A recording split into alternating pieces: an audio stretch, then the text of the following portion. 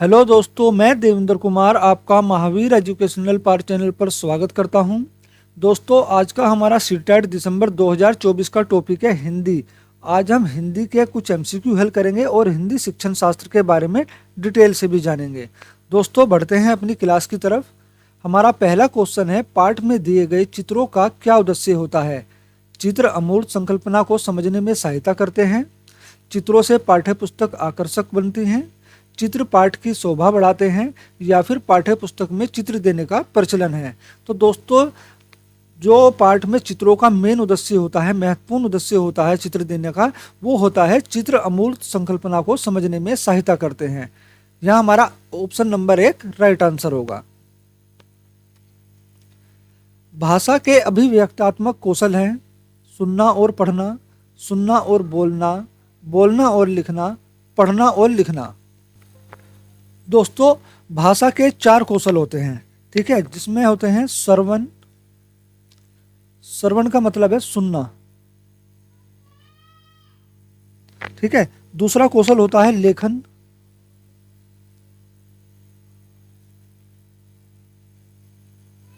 लिखना।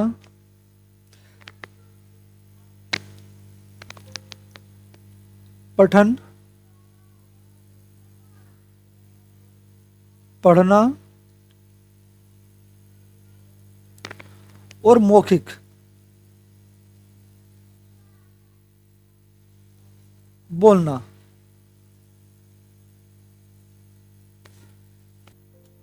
दोस्तों, सुनकर और पढ़कर क्या किया जाता है? ग्रहण किया जाता है, अर्थ ग्रहण किया जाता है। पाठ का, शब्दों का, या किसी भी चीज का जो अर्थ ग्रहण किया जाता है वो सुनकर और पढ़कर किया जाता है।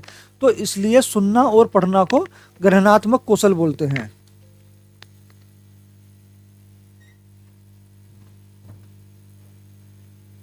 ग्रहणात्मक कौशल कौन कौन से हैं?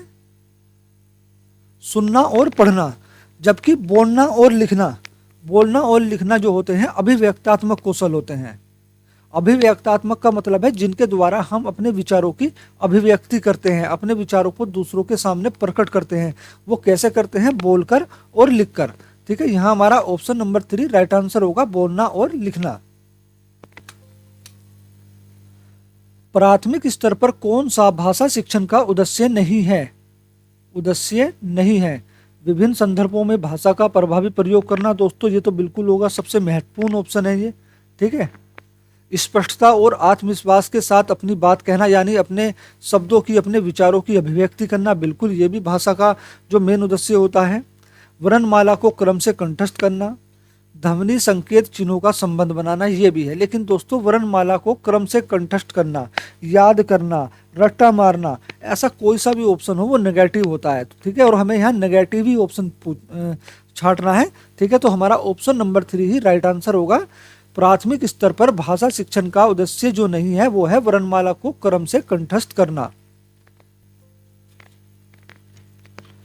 उपचारात्मक शिक्षण की सफलता निर्भर करती है उपचारात्मक शिक्षक की सामग्री पर, भाषिक नियमों के ज्ञान पर, समय व अवधि पर, समस्या के कारणों की सही पहचान पर। दोस्तों, उपचारात्मक शिक्षण क्या होता है? देखो, जब हम किसी चीज का उपचार करते हैं या किसी चीज को, किसी कठिनाई को, किसी समस्या को दूर करने के लिए जो उपाय करते हैं वो उपचारात्मक शिक्षण कहलाता है। और उपचार से पहले निदानात्मक किया जाता है, निदानात्मक शिक्षण। निदानात्मक शिक्षण किया जाता है, ठीक है। अगर ऑप्शन में समस्याओं के कारणों की सही पहचान ना होकर निदानात्मक शिक्षण होता तो हमारा निदानात्मक शिक्षण भी राइट ऑप्शन होता। क्योंकि निदान में क्या करते हैं हम, बच्चा किस कठिनाई से गुजर रहा है, उसको अधिगम ग्रहण करने में क्या दिक्कत आ रही है, उसकी क्या परेशानी है, उसकी ये सब चीज़ों को जानना ही निदानात्मक शिक्षण कहलाता है। और जब हमें उसकी समस्याओं का पता चल जाता है उसके बाद हम उपचारात्मक शिक्षण करते हैं, ठीक है। तो उपचारात्मक शिक्षण की जो सफलता निर्भर करती है वो करती है समस्याओं के कारणों की सही पहचान पर या फिर निदानात्मक शिक्षण पर। यहाँ हमारा ऑप्शन नंबर 4 राइट आंसर होगा। भाषिक कौशलों के संदर्भ में कौन सा कथन उचित है? पाठ कौशलों के विकास में अभ्यास की अपेक्षा भाषिक नियमों का ज्ञान जरूरी है। दोस्तों भाषिक नियमों का ज्ञान जरूरी है, नियम हुए, मानकीकृत पाठ्यक्रम हुआ, ठीक है, ये सब हमारे नेगेटिव ऑप्शन होते हैं। विद्यालय में केवल पढ़ना और लिखना कौशलों पर ही बल दिया जाता है, नहीं दोस्तों, विद्यालय में चारों कौशलों पर बल दिया जाता है, ठीक है। बच्चे केवल सुनना, बोलना, पढ़ना और लिखना कौशल क्रम से ही सीखते हैं, ऐसा नहीं है। भाषा के चारों कौशल परस्पर संबंध है, हाँ ये बिल्कुल राइट आंसर है हमारा, ठीक है। भाषा के चारों कौशल जो हैं परस्पर संबंधित होते हैं आपस में एक दूसरे से। यहाँ हमारा ऑप्शन नंबर 4 राइट आंसर होगा।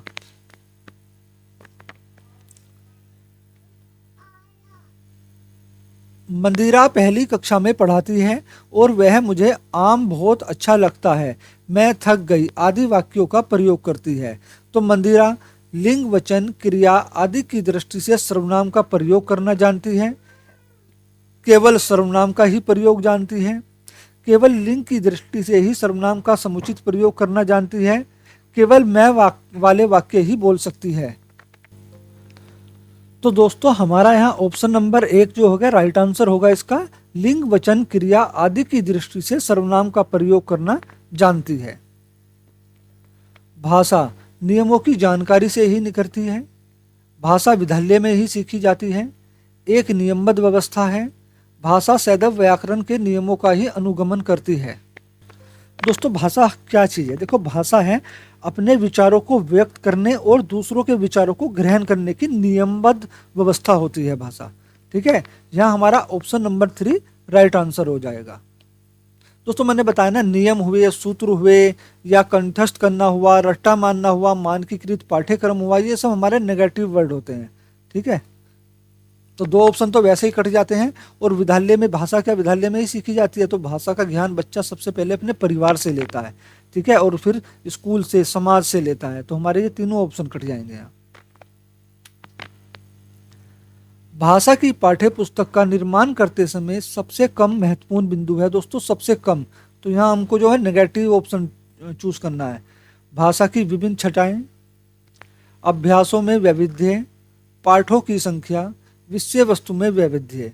दोस्तों ये हमारे जो ऑप्शन है, ऑप्शन नंबर पहला भाषा की विभिन्न छटाएं, ये बिल्कुल महत्वपूर्ण उद्देश्य है, ठीक है ना। जब भाषा की पाठ्य पुस्तक का निर्माण करते हैं तो उसका ये उद्देश्य होता है कि भाषा में मतलब विभिन्न छटाएं, भाषा के विभिन्न रूप हों पाठ्य पुस्तक में, ठीक है। अभ्यासों में वैविध्य, ये भी बिल्कुल राइट आंसर होगा।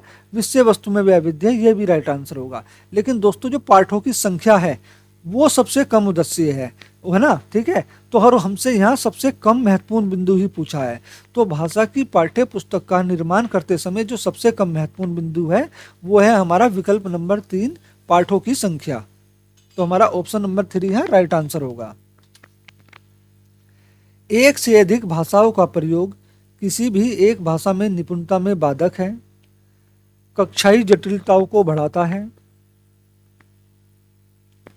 शिक्षकों के लिए गहन समस्या है, संज्ञानात्मक विकास में सहायक है।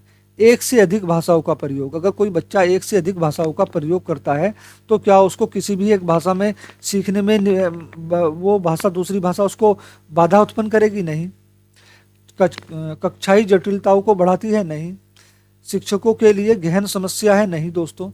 एक से अधिक भाषाओं का प्रयोग संज्ञानात्मक विकास में सहायक होता है, ठीक है। यहाँ हमारा ऑप्शन नंबर 4 राइट आंसर होगा।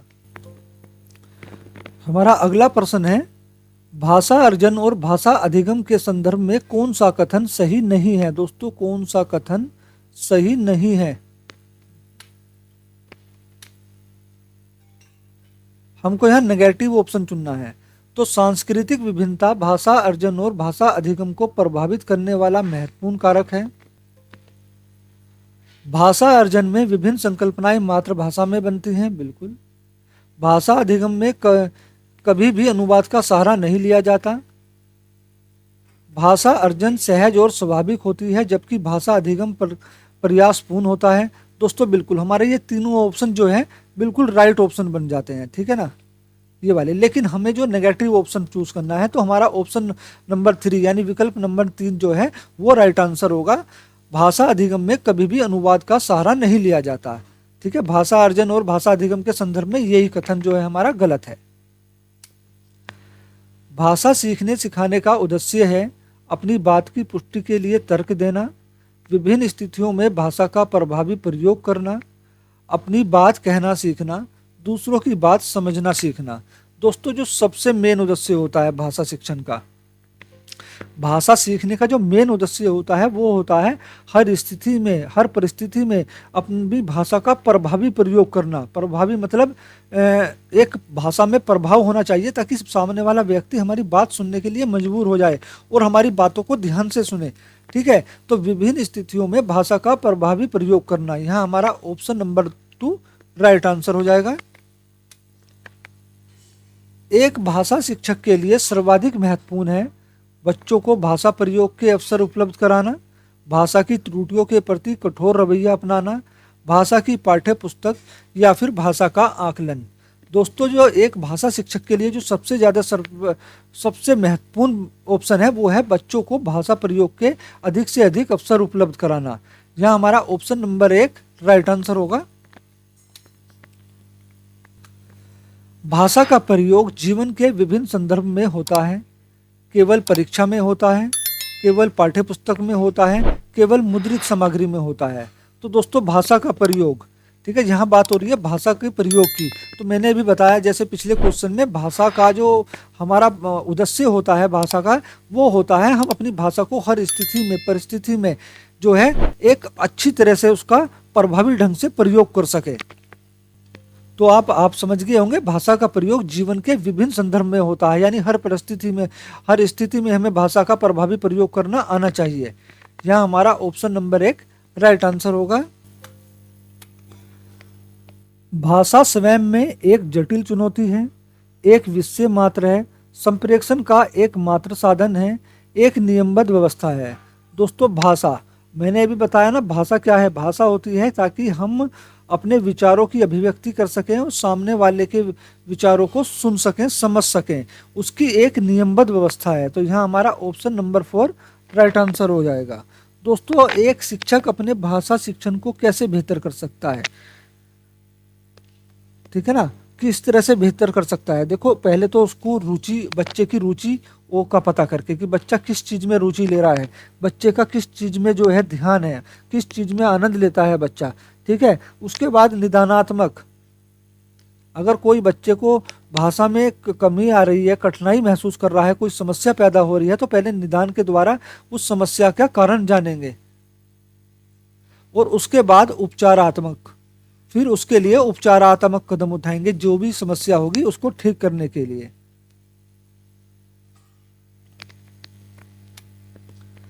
भाषा की कक्षा में एक शिक्षक बच्चों से क्या अपेक्षा करता है?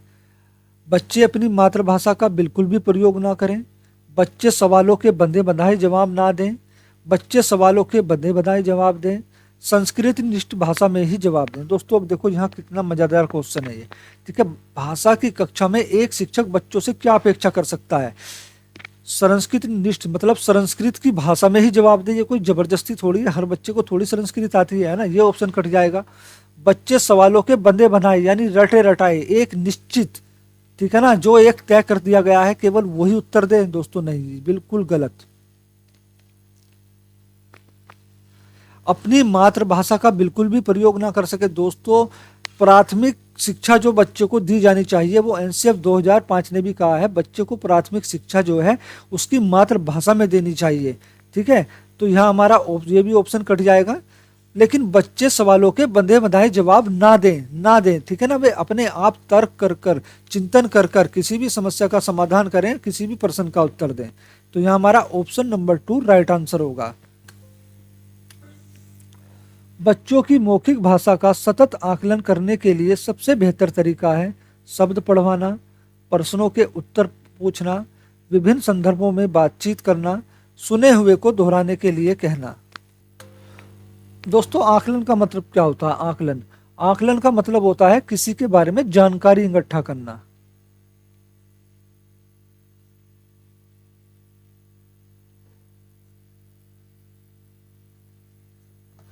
तो बच्चों की मौखिक भाषा का सतत आकलन करने के लिए जो सबसे बेहतर तरीका है वो होता है विभिन्न संदर्भों में बातचीत। कि बच्चे से विभिन्न संदर्भों में बातचीत करें और देखें वो सही अभिव्यक्ति कर रहा है अपने विचारों की, या और हम जो उससे कहना चाह रहे हैं, जो भी वाक्य बोले जा रहे हैं हमारे द्वारा, वो बच्चे को सही ढंग से समझ में आ रहे हैं या नहीं। ठीक है, तो यहाँ हमारा ऑप्शन नंबर 3 राइट आंसर होगा, विभिन्न संदर्भों में बातचीत। भाषा में सतत और व्यापक आकलन का उद्देश्य है वर्तनी अशुद्धि के बिना लिखने की क्षमता का आकलन, भाषा के व्याकरण का आकलन, भाषा के मौखिक और लिखित रूपों में के प्रयोग की क्षमता का आकलन, पढ़कर समझने की क्षमता का आकलन। दोस्तों सतत का मतलब होता है लगातार चलने वाली प्रक्रिया।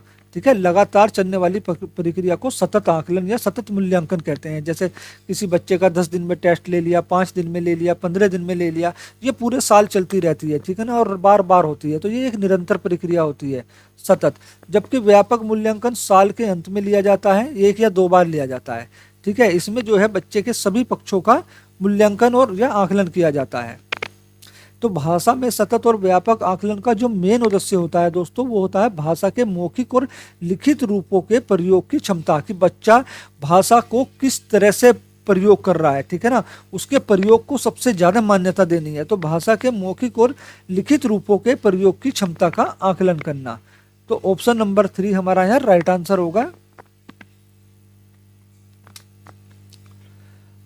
भाषा कक्षा में विभिन्न दृश्य श्रव्य साधनों के उपयोग का उद्देश्य नहीं है आधुनिक तकनीकों को कक्षा में लाना, सभी प्रकार के बच्चों की आवश्यकताओं का ध्यान रखना, सीखने सिखाने की प्रक्रिया को रुचिकर बनाना, विद्यालय प्रमुख के निर्देशों का पालन करना।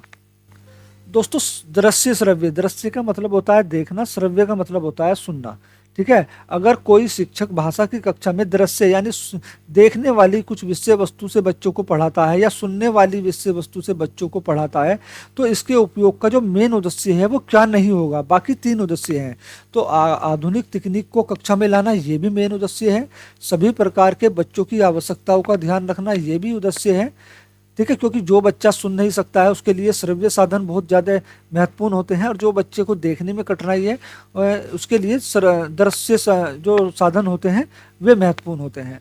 ठीक है, सीखने सिखाने की प्रक्रिया को रुचिकर बनाना ये भी उद्देश्य होता है, लेकिन विद्यालय प्रमुख के निर्देशों का पालन करना ये दृश्य श्रव्य साधनों के उपयोग का मुख्य साधन या मुख्य उद्देश्य नहीं होता। यहाँ हमारा ऑप्शन नंबर 4 राइट आंसर हो जाएगा।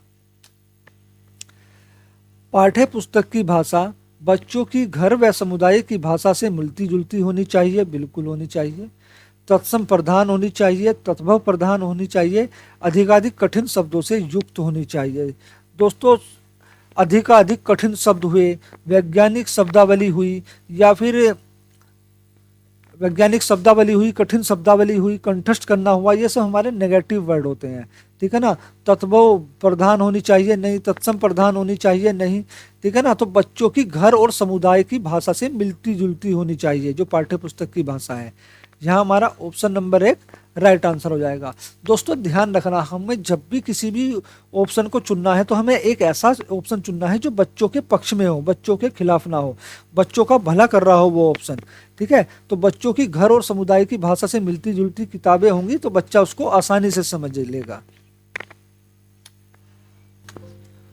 प्राथमिक स्तर पर भाषा सिखाने से तात्पर्य है भाषा वैज्ञानिक तथ्य स्पष्ट करना, भाषा का व्याकरण सिखाना, उच्च स्तरीय साहित्य पढ़ाना, भाषा का प्रयोग सिखाना।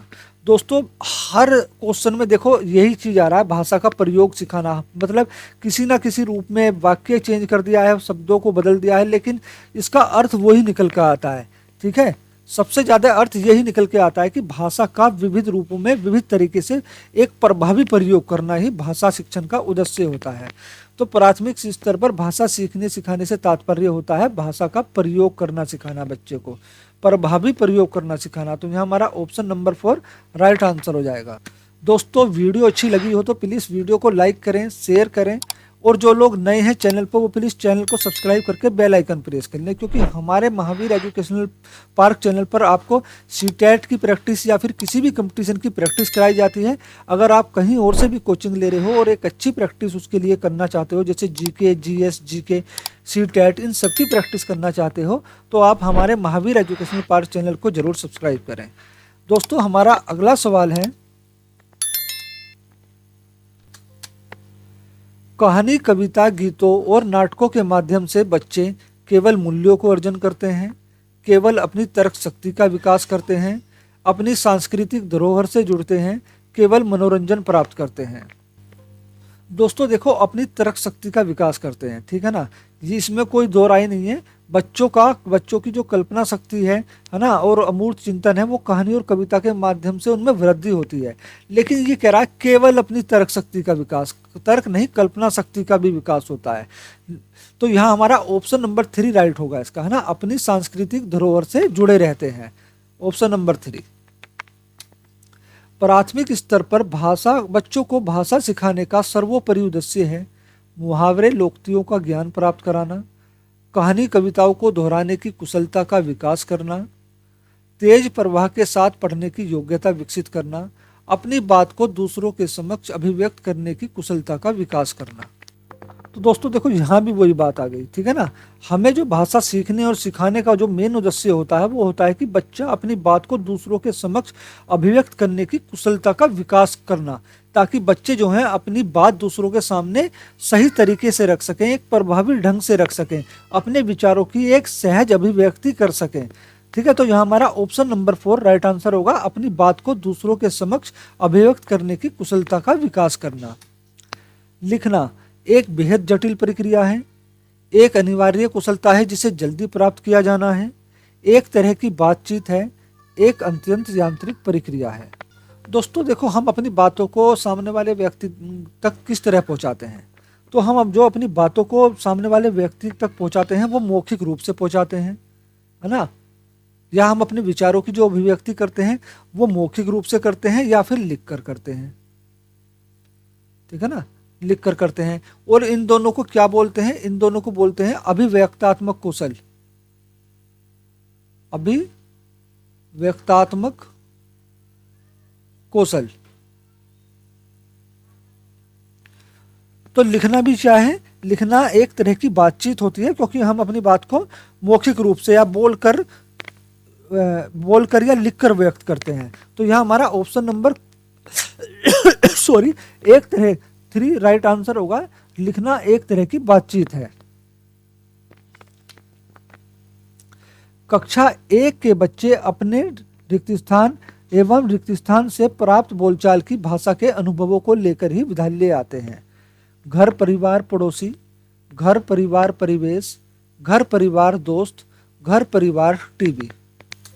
तो मेरे प्यारे साथियों, कक्षा 1 के बच्चे अपने घर परिवार एवं परिवेश से प्राप्त बोलचाल की भाषा के अनुभवों को लेकर ही विद्यालय आते हैं। यहाँ हमारा ऑप्शन नंबर 2 राइट आंसर होगा। कक्षा 1 और 2 के शुरुआती समय में पढ़ने का प्रारंभ रिक्त स्थान से हो और किसी रिक्त स्थान के लिए हो। अर्थ और उद्देश्य, अक्षर ज्ञान और मनोरंजन, शब्द पहचान और मूल्यांकन, अक्षर ज्ञान और उद्देश्य। कक्षा 1 और 2 के शुरुआती समय में पढ़ने का जो प्रारंभ होना चाहिए वो अर्थ से हो और किसी उद्देश्य के लिए हो, ठीक है। यहाँ हमारा ऑप्शन नंबर 1 राइट आंसर हो जाएगा। प्राथमिक स्तर पर भाषा सिखाने की सर्वश्रेष्ठ विधि है बच्चों के साथ कविता गाना, बच्चों को कहानी सुनाना, बच्चों को पाठ्य पुस्तक पर आधारित वीडियो कार्यक्रम दिखाना, बच्चों को भाषा का प्रयोग करने के विविध अवसर देना। दोस्तों, भाषा शिक्षण की कुछ महत्वपूर्ण विधियां हैं, एक बार इनके बारे में देख लेते हैं। जिसमें सबसे पहली विधि है आगमन विधि।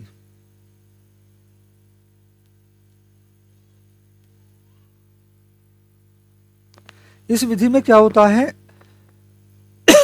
ये विधि जो है सरल से कठिन की ओर चलती है या फिर स्थूल से सूक्ष्म की ओर चलती है, और यह व्याकरण की सर्वोत्तम विधि है और मनोवैज्ञानिक विधि है, ठीक है। आगमन विधि व्याकरण की विधि है, व्याकरण की सर्वोत्तम विधि है, व्याकरण विधि। या फिर व्याकरण की सर्वोत्तम विधि है और मनोवैज्ञानिक विधि है। दूसरी है निगमन विधि।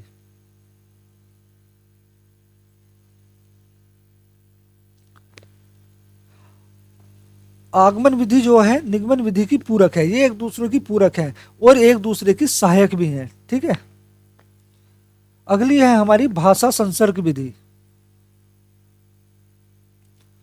भाषा संसर्ग विधि, इस विधि को योग संपर्क विधि भी कहा जाता है।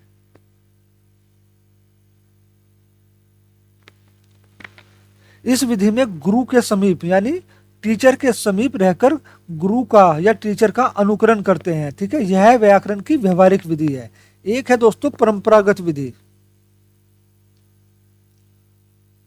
परंपरागत विधि, इस विधि में मातृभाषा का सहारा लेकर अनुवाद किया जाता है और यह एक मध्यस्थ का काम करती है। ठीक है, प्रत्यक्ष विधि,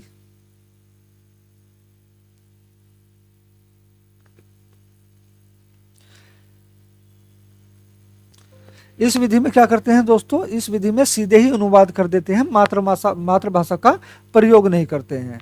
ठीक है, ये कुछ महत्वपूर्ण विधि हैं। और भी विधियां हैं भाषा सीखने सिखाने की, वो मैंने आपको अपनी वीडियो में सभी डिटेल से बताई हुई हैं। ठीक है, लेकिन ये कुछ महत्वपूर्ण विधियां हैं।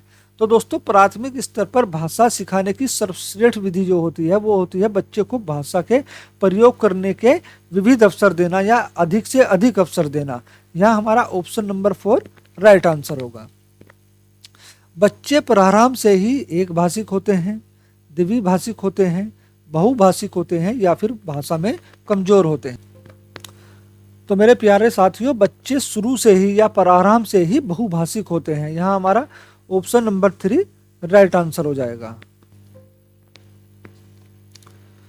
प्राथमिक स्तर पर शिक्षा का माध्यम हिंदी होना चाहिए, अंग्रेजी होना चाहिए, उर्दू होना चाहिए या फिर बच्चों की मातृभाषा होनी चाहिए। तो दोस्तों प्राथमिक स्तर पर एनसीएफ 2005 ने भी कहा है या एनईपी 2020 के द्वारा भी इस बात पर जोर दिया गया है कि प्राथमिक स्तर पर जो बच्चों को शिक्षा मिलनी चाहिए वो बच्चों की मातृभाषा में मिलनी चाहिए, उनके घर परिवार की भाषा में मिलनी चाहिए। ठीक है, और सभी बच्चे एक दूसरे की मातृभाषा का सम्मान करना चाहिए। यहाँ हमारा ऑप्शन नंबर 4 राइट आंसर होगा।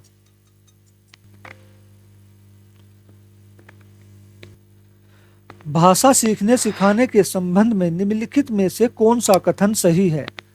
बच्चे स्कूल आने से पूर्व भी भाषाई पूंजी से लैस होते हैं, बच्चे स्कूल आकर ही भाषा सीखते हैं, बच्चे अपने परिवार से ही भाषा सीखते हैं, बच्चे स्कूल में मानक भाषा का प्रयोग करना जानते हैं।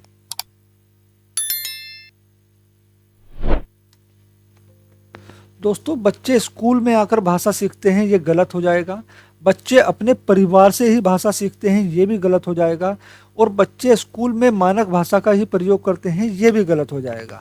ठीक है ना, इसका होगा ऑप्शन नंबर 1 राइट आंसर। क्योंकि दोस्तों बच्चे स्कूल आने से पूर्व जो है भाषाई पूंजी से अपनी भाषा से लैस होते हैं, वे अपनी भाषा का ज्ञान रखते हैं, और बच्चे जो भाषा सीखते हैं वो स्कूल से भी सीखते हैं, घर परिवार से भी सीखते हैं, पास पड़ोस से भी सीखते हैं, समाज से भी सीखते हैं। ठीक है, प्राथमिक स्तर की पाठ्य पुस्तकों का निर्माण करते समय आप किसी बिंदु पर विशेष ध्यान देंगे। प्रसिद्ध लेखकों की रचनाएं शामिल हों उस पर, हिंदी भाषा के वैविध्यपूर्ण रूप से शामिल हों, उपदेशात्मक पाठ शामिल हों, कहानी अधिक से अधिक शामिल हों। तो दोस्तों यहाँ पर जो विशेष ध्यान देना है वो ध्यान देना है कि हिंदी भाषा के वैविध्यपूर्ण मतलब अलग अलग हिंदी के रंग रूप हों, उसमें हिंदी की छटाएं शामिल हों। तो यहाँ हमारा ऑप्शन नंबर 2 राइट आंसर होगा, हिंदी भाषा के वैविध्यपूर्ण रूप से शामिल हो। भाषा सीखने की कौन सी विधि मातृभाषा को मध्यस्थ बनाए बिना दूसरी भाषा को सीखने में सहायक होती है? अनुवाद विधि, द्विभाषी विधि, अप्रत्यक्ष विधि या फिर प्रत्यक्ष विधि। दोस्तों अभी मैंने पिछले क्वेश्चन में बताया था, ठीक है ना, प्रत्यक्ष विधि। प्रत्यक्ष विधि में होता क्या है, इसमें जो है किसी भी मतलब इसमें सीधे ही अनुवाद कर दिया जाता है, इसमें मातृभाषा का प्रयोग नहीं करते हैं। ठीक है ना। इसमें मातृभाषा को बीच में नहीं लेते हैं, मातृभाषा को मध्यस्थ का काम नहीं करने दिया जाता है, इसमें सीधे ही अनुवाद कर दिया जाता है बिना मातृभाषा के। यह हमारा ऑप्शन नंबर 4 राइट आंसर होगा, प्रत्यक्ष विधि। भाषा शिक्षण में खेल का सर्वाधिक महत्वपूर्ण स्थान है, क्योंकि भाषा शिक्षक को कम श्रम करना पड़ता है, कम मेहनत करनी पड़ती है। खेल भाषा को विस्तार देते हैं, खेल में आनंद आता है, खेल से शारीरिक विकास होता है। दोस्तों ये बिल्कुल सही है कि खेल में शारीरिक विकास होता है, ठीक है, खेल से आनंद भी आता है। लेकिन दोस्तों ये मेन महत्वपूर्ण उद्देश्य नहीं है। हमें जो सीटेट में कोई एक ऐसा ऑप्शन चुनना होता है जो चारों ऑप्शनों में सबसे ज़्यादा मजबूत हो, ठीक है, जो चारों ऑप्शनों में सबसे ज़्यादा मजबूत हो। और यहाँ भाषा शिक्षण की बात हो रही है तो ऑप्शन हमारा ऑप्शन नंबर 2 ही राइट आंसर होगा, खेल भाषा को विस्तार देते हैं। पाठ के अंत में अभ्यास और गतिविधियों का उद्देश्य रिक्त स्थान नहीं है, नहीं है, ठीक है, यहाँ नेगेटिव ढूंढना है हमको। भाषा का विस्तार करना दोस्तों ये तो हमारा मेन उद्देश्य होता है। सृजनात्मकता का विकास करना ये भी हमारा मेन उद्देश्य होता है। बच्चों को अभिव्यक्ति के अवसर प्रदान करना ये हमारा बहुत ज़्यादा महत्वपूर्ण ऑप्शन है, ठीक है। प्रश्नों के उत्तर सरलता से याद करना यही हमारा जो है नेगेटिव ऑप्शन है, और हमसे नेगेटिव ही पूछा है, ठीक है। तो पाठ के अंत में अभ्यास और गतिविधियों का उद्देश्य प्रश्नों के उत्तर सरलता से याद करवाना नहीं है, हमारा ऑप्शन नंबर 4 राइट आंसर होगा। पठन पाठन के अंत में ऐसे अभ्यास एवं गतिविधियां हो जो सरल भाषा वाले हों, बच्चों को स्वयं कुछ करने और सीखने का अवसर प्रदान करें, केवल पाठ से ही संबंधित हों, पाठ पर बिल्कुल आधारित ना हो। तो दोस्तों इसमें देखो मैंने बताया ना, हमें एक ऐसा ऑप्शन चुनना होता है जो चारों ऑप्शनों में मजबूत हो, और सबसे बड़ी बात वो ऑप्शन जो है बाल केंद्रित हो, ठीक है ना, बच्चों के पक्ष में हो। तो यहाँ हमारा ऑप्शन नंबर 2 राइट आंसर होगा, बच्चों को स्वयं कुछ करने और सीखने का अवसर देना, ठीक है। बच्चे जो हैं खुद करके ज्ञान को हासिल करेंगे, खुद ज्ञान को अर्जन करेंगे गतिविधि आधारित शिक्षण करके। शिक्षक क्या करेगा, शिक्षक एक मार्गदर्शक का काम करेगा केवल। भाषा शिक्षण में बालक में मौखिक कौशल के विकास के लिए रिक्त स्थान सबसे कम महत्वपूर्ण है। किसी विषय पर चर्चा करना, बच्चों की बात को धैर्य से सुनना, प्रश्नों के उत्तर पूछना, अपनी बात कहने का पूरा मौका देना। दोस्तों सबसे कम महत्वपूर्ण, ठीक है, भाषा शिक्षण में बालक में मौखिक कौशल के विकास के लिए जो सबसे कम महत्वपूर्ण है। दोस्तों मौखिक कौशल को ही भाषण कौशल कहते हैं, ठीक है ना, और इसके अन्य नाम है जैसे बोलना कौशल,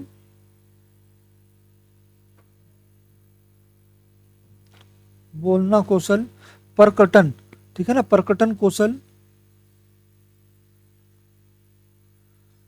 वाचन कौशल, भाषण कौशल, उच्चारण कौशल।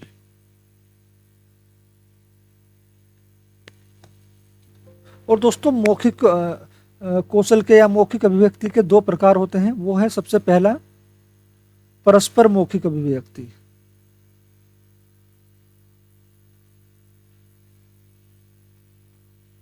परस्पर मौखिक अभिव्यक्ति। दूसरा है अपरस्पर,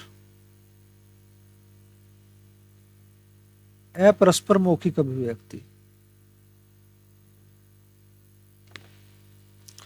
तो दोस्तों भाषा शिक्षण में बालक में मौखिक कौशल के विकास के लिए प्रश्नों के उत्तर पूछना ये सबसे कम महत्वपूर्ण है। यहाँ हमारा ऑप्शन नंबर 3 राइट आंसर होगा।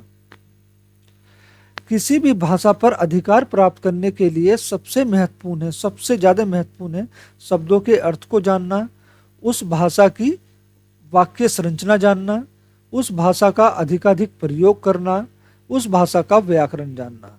तो दोस्तों किसी भी भाषा पर अधिकार प्राप्त करना, उस पर भाषा में निपुण होने के लिए जो सबसे महत्वपूर्ण है उस भाषा का अधिक से अधिक प्रयोग करना। यहाँ हमारा ऑप्शन नंबर 3 राइट आंसर हो जाएगा। समावेशी कक्षा में बच्चों की आवश्यकताओं को पूरा करने में भाषा शिक्षक के रूप में आपकी मुख्य जिम्मेदारी नहीं है। नेगेटिव ऑप्शन पूछ रहा है ना। बच्चों की भाषा संबंधी क्षमताओं की पहचान करना, बच्चों को विभिन्न प्रकार की श्रव्य दृश्य सामग्री उपलब्ध कराना, बच्चों का आकलन करते समय अति उदार बनना, विभिन्न आवश्यकताओं वाले बच्चों के लिए उपलब्ध संसाधनों की खोज करना। दोस्तों समावेशी कक्षा होती क्या है? समावेशी कक्षा तो समावेशी कक्षा होती है जहां पर सभी तरह के बच्चे समान रूप से शिक्षा लेते हों, एक ही विद्यालय में, एक ही कक्षा में, चाहे वो विकलांग हो, चाहे उनको सुनने से संबंधित दिक्कत आ रही हो, देखने में दिक्कत आ रही हो, या फिर वे बच्चे जो हैं अलग अलग राज्य के हों, अलग अलग मातृभाषा के हों। ठीक है, ये सभी बच्चों को जब एक साथ में शिक्षा दी जाती है तो उसको समावेशी शिक्षा बोलते हैं या फिर समावेशी कक्षा कहते हैं। तो जो हमारी मुख्य जिम्मेदारी दोस्तों, जो समावेशी कक्षा में बच्चों की आवश्यकताओं को पूरे करने में भाषा शिक्षक के रूप में आपकी मुख्य जिम्मेदारी नहीं है, वो कौन सी है? वो है ऑप्शन नंबर 3। ठीक है, बच्चों का आकलन करते समय अति उदार बनना। दोस्तों अति उदार करने की कोई जरूरत भी नहीं है, और किसी बच्चे के प्रति विशेष रूप से मतलब लगाव रखना या उस पर जो है प्रेम दिखाना। मान लो वो बच्चा जो है विकलांग है या फिर उसको देखने में या सुनने में कठिनाइयाँ होती है, तो आपको उसमें जो है ज़्यादा उससे लगाव नहीं रखना है। ठीक है, सभी बच्चों को समान रूप से देखना है। अगर आप उससे ज़रूरत से ज़्यादा लगाव करेंगे तो बच्चे में क्या होगा, उसमें हीन भावना आ जाएगी, उसे लगेगा कि मैं विकलांग हूँ, शायद मुझसे इसलिए ज़्यादा सर लगाव रखते हैं। ठीक है, तो उसके प्रति भी ज़्यादा अति उदार बनने की कोई ज़रूरत नहीं है। तो यहाँ हमारा ऑप्शन नंबर 3 राइट आंसर होगा, बच्चों का आकलन करते समय अति उदार बनना। पढ़ने की संस्कृति के विकास के क्रम में रिक्त स्थान पठन को प्रोत्साहित किए जाने की आवश्यकता है। वैयक्तिक, सहस्वर, मौन, सामूहिक। तो दोस्तों यहाँ हमारा ऑप्शन नंबर 1 राइट आंसर हो जाएगा। पढ़ने की संस्कृति के विकास के क्रम में वैयक्तिक पठन को प्रोत्साहित किए जाने की आवश्यकता है, जबकि मौन पठन क्या होता है, अपने मन ही मन में पढ़ना। और सामूहिक पठन होता है जब सब बच्चे एक साथ एक पाठ को या एक वाक्य को पढ़े, इसको बोलते हैं सामूहिक पठन। हमारा अगला क्वेश्चन है, भाषा की पाठ्य पुस्तक में सबसे महत्वपूर्ण पक्ष है, जो सबसे महत्वपूर्ण पक्ष है, आकर्षक चित्र, पाठों का औद्देश्यपूर्ण चयन, अभ्यासों की बहुलता, कागज की गुणवत्ता। दोस्तों सबसे पहले तो ये जानो, ये जो होता है भाषा की पाठ्य पुस्तक में, ये सभी महत्वपूर्ण पक्ष हैं। ठीक है ना, ये सभी ही महत्वपूर्ण पक्ष हैं, ये सभी होने चाहिए। लेकिन इन चारों में जो सबसे मजबूत है, जो महत्वपूर्ण है, बहुत ज़्यादा महत्वपूर्ण ऑप्शन है, वो कौन सा है? तो वो है पाठों का औद्देश्यपूर्ण चयन। यहाँ हमारा ऑप्शन नंबर 2 राइट आंसर होगा। समग्र भाषा पद्धति पर आधारित कक्षा गतिविधियों के आयोजन पर बल देती है, बच्चों के भाषाई विकास की स्पष्ट समझ पर बल देती है, बाल साहित्य को पढ़कर सुनाने पर बल देती है, सभी भाषाओं को सीखने पर बल देती है। तो समग्र भाषा पद्धति पर आधारित कक्षा बच्चों के भाषाई विकास की स्पष्ट समझ पर बल देती है। यह हमारा ऑप्शन नंबर 2 राइट आंसर होगा। भाषा सीखने का उद्देश्य है प्रत्येक स्थिति में भाषा का प्रयोग कर पाना, आदेश निर्देश दे पाना और सुन पाना, दूसरों की बातों को समझ पाना, अपने मन की बात कह पाना।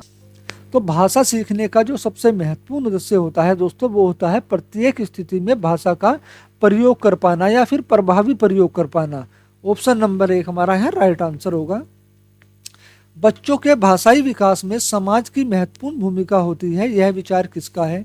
पियाजे का, स्किनर का, चोम्स्की का या फिर वाइगोस्की का? मेरे प्यारे साथियों, इसका हमारा ऑप्शन नंबर 4 राइट आंसर हो जाएगा, वाइगोस्की का, क्योंकि वाइगोस्की ने समाज पर बहुत बल दिया है।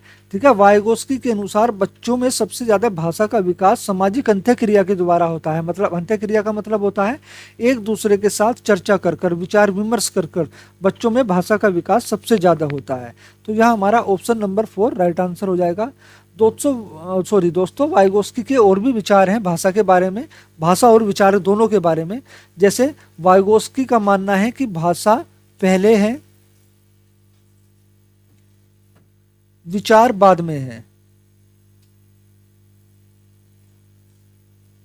ठीक है, वाइगोस्की के अनुसार हम अपने विचारों को भाषा के बिना अभिव्यक्त नहीं कर सकते, तो इसलिए भाषा पहले है। ठीक है ना, क्योंकि भाषा के बिना विचार बेकार है। जब हम उस विचार को किसी के सामने प्रकट ही नहीं कर सकते तो फिर उस विचार का क्या फायदा। इसलिए भाषा पहले है विचार बाद में है। जबकि पियाजे ने कहा है विचार पहले है भाषा बाद में। ये दोनों एक दूसरे के उल्टे हैं बिल्कुल। विद्यार्थियों का भाषाई विकास समग्रता से हो सके, इसके लिए सबसे उपयुक्त अनुशंसा होगी शब्दकोश एवं विश्वकोश के प्रयोगों की, भाषा प्रयोग के विविध अवसरों की, बिल्कुल सतत एवं व्यापक आकलन की, सर्वोत्कृष्ट पाठ्य पुस्तकों की। तो इसका हमारा ऑप्शन नंबर 2 राइट आंसर हो जाएगा, भाषा प्रयोग के विविध अवसरों की।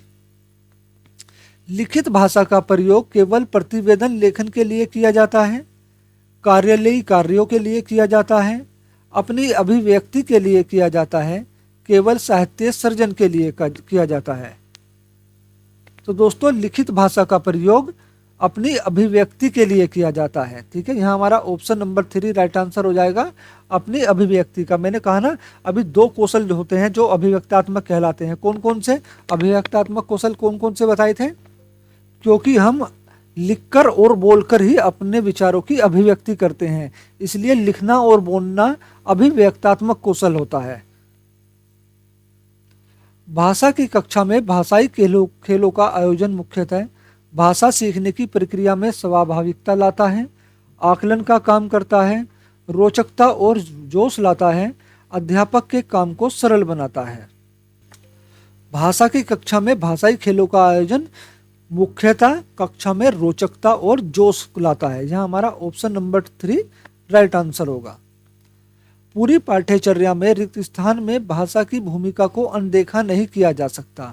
मूल्य निर्माण में, ज्ञान निर्माण में, व्याकरण निर्माण में, आकलन निर्माण में।